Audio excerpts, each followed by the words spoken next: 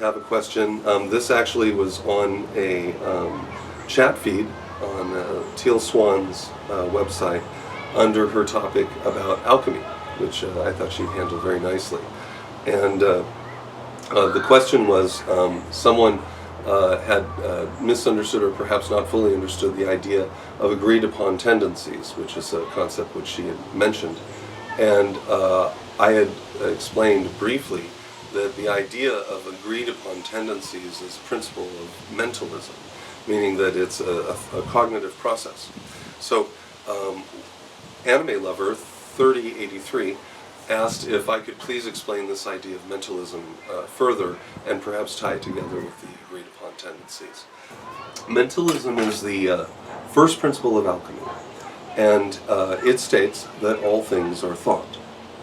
So this is at the point where people can get a little bit lost, a little confused, because the idea of all things being thought is really something difficult for most people to grasp, simply because the idea of thinking, actually describing the process of cognition, is remarkably difficult for most people. To describe the process of the generative function of thought, if there is in fact such a thing, or if that process that we assume is generative might only be receptive relative to the input of our environment on the whole.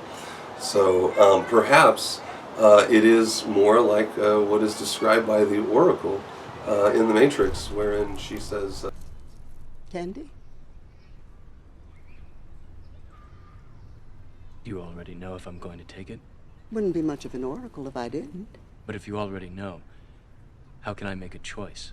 Because you didn't come here to make the choice. You've already made it. You're here to try to understand why you made it. we're not here to make decisions, we're here to perhaps understand why we make the decisions we make. That certainly is a good, sound philosophical place to sit when considering mentalism and considering your experience here. Now, let's talk about the idea of thinking for just a moment. We know from doing various scientific tests on the brain and the body that the human being is electric. It is in fact electric, that if the body stops, people will use electricity to and charge the heart up, right? And that the function of the mind is also electric. So we have a sense then that when we watch electrical impulses flash between neurons, that this is the process of thinking, or at the very least, the process of experiencing, okay? The process of us identifying the experience and then selecting the kind of behavior that we would like to exhibit as a result of our experience, okay? So, when we see that electrical activity going on, we assume at least that is probably what is the case. And that when there's a high degree of electrical activity going on, either the person is really thinking a lot, or there perhaps might be something going on like a stroke or a seizure or something. But in either case, it is assumed that the degree and function of electrical activity within the brain relative to its chemical transmission between neurons is a reflection of cognition. So most neuroscientists would probably feel comfortable on those grounds. So now you have to ask yourself, what is electricity? Electricity is a function of the electromagnetic spectrum, and it is essentially the movement of energized particles from one state to another, right? From being emitted from a positively charged body to a negatively charged body. Relative to essential chemistry and physics, the standard small unit of measurement is the atom. And the atom is comprised of a proton, which is a positively charged body, and an electron, a negatively charged body. And things larger than hydrogen will also incorporate a neutron as a component of their structure. So a proton, neutron, and then an electron cloud or an electron probability field. But the idea being that in the center is always a positively charged male aspected generative body, and then around it has a field of negatively charged bodies in its orbit. It's fascinating, and a function, of course, of the second principle of alchemy, which is correspondence, that being as above, so below, and as below, so above, that we can see a reflection of this electrical structure nuanced on a cosmic scale. When we look at our own solar system, the sun itself is a positively charged body, which is emitting a whole bunch of plasma and electromagnetism, feeding and nurturing the negatively charged bodies in its orbit. We are, if anyone out there is following what's going on with the Rosetta mission and Comet 67P, you'll find that science right now is being rewritten, and it's wonderful. It's being rewritten in favor of an electric universe paradigm, which I personally believe is the paradigm that our ancestors held, a paradigm which we, in some way or another, as a process of the Dark Ages and a process of consolidating knowledge to a selective group of people so that the masses were taught one thing and then a smaller group understood another, we began to see ourselves as separate, as disconnected from everything. The electric universe model would suggest that everything at all times is connected in real time, which means that the activities which you are engaging in here are electrically connected and understood and interpreted by the universe at large. That you're really that much a part of everything. Now, going back to the idea then of thought being electric, then one could take the next extension, and this is probably the largest leap that you need to take, but the realization that an electron is an electron is an electron, meaning that the electricity that's operating the camera right now, the electricity that's operating your computer, the electricity that is functioning all around you at all times is a component of the electromagnetic spectrum in the plasma universe, and that these activities, these transmissions of electrical bodies and ionized fields, which are conveying information, are identical to the same processes which are observable in the brain, meaning that it's just a matter of scale. So when we watch and we have someone wired up and we watch the devices monitor their state, their alpha, delta, gamma state, whatever they happen to be doing and monitoring, they're monitoring an expression of electromagnetism.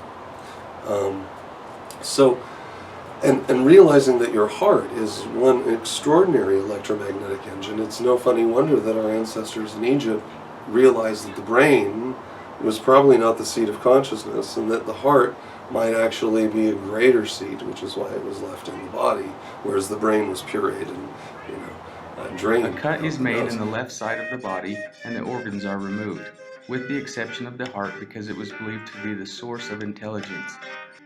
The organs are washed and packed in natron, which is a natural salt, to dry them out. The brain was seen as no importance and was removed by using a long hook to smash and pull it out through the nose. It was then discarded. It should tell you something, right? They took care of the organs, except for this one, because this one, I think, the belief that this is more than an electromagnetic receiver, which of course the eyes give the tell, right? Your eyes are an extension, direct extension of the brain. So they do what? They absorb electromagnetism and then transmit that what? Oh yes, electrically to the visual cortex at the back of the brain. And it is here in complete darkness that the mind imagines the world around it by ignoring most everything and only focusing in on a few things. So, but all of this is a process of electricity. All of this is a process of the mind and the universe working together. It is our ego which impairs us. It is our ego that says, yeah, oh yeah, this is coming from me. And once we separate ourselves from that, once we identify the potential that we may not in fact think thoughts, that we may in fact, the cognitive responsibility is not ours, those of us who've recognized that and embraced it suddenly find themselves very creative. I was blind, but now I see. And I was limitless. I now had cultural appetites. Since when do you speak Italian? I finished my book in 4 days. I'd like to renegotiate my advance. Math became useful. How many of us ever know what it is to become the perfect version of ourselves? Because you no longer have to take generative responsibility for the function of your thinking. You need only to make yourself receptive to that. So, the idea then of agreed upon tendencies is one wherein we collectively communicate to each other that this is how things are. And when we do this as a process of empirical observation, right? If Jack decides to go jump off a hill and twists his ankle, that's going to be a very real injury, so you know better than to do that, right? This isn't real. What is real? How do you define real? If you're talking about what you can feel, what you can smell, what you can taste and see, then real is simply electrical signals interpreted by your brain. So, in review, the idea of mentalism is this.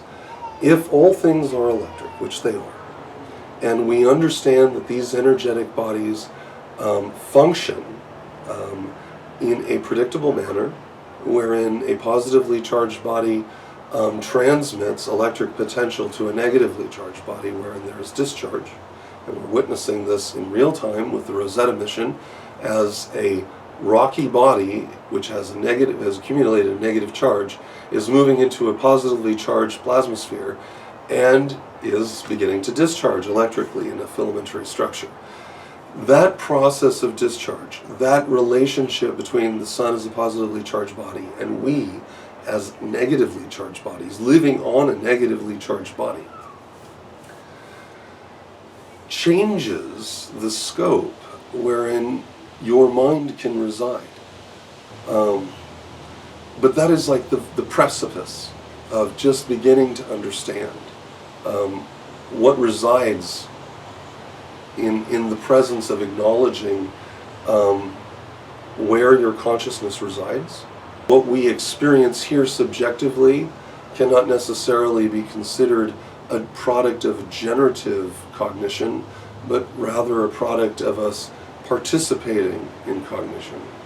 And that the thing that we are gifted with is the opportunity to decide how we wish to conduct ourselves through the course of our thinking. That's where our power is. That's where our power resides. And the moment we decide to throw that power away, by the way, we throw everything away. It all is in you. Ultimately, that's also the gift of understanding mentalism, is that there's not going to be cavalry coming in to save you. There's no special savior. You're not going to have something come down. No fluffy bunny stuff involved in alchemy. This is science wherein you want to seek something that's tangible, observable, and graspable. Something that you can look out into nature and you can witness a function of electricity as a function of growth in vegetation. And recognize that you yourself are a physical exhibition of that, and that your cognitive process is also an exhibition of the electric universe in real time, at least as far as we understand what time is. So that's discussion on mentalism, and I hope that I answered your question adequately.